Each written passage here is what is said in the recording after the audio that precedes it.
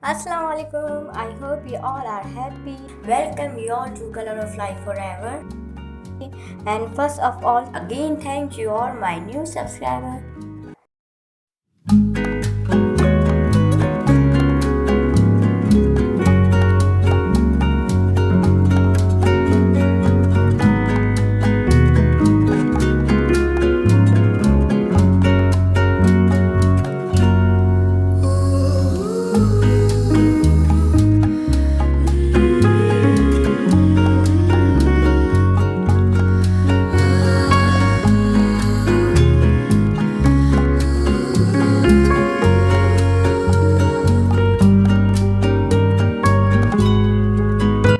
It's not important कि जिससे गलती हो वो ही सॉरी बोले.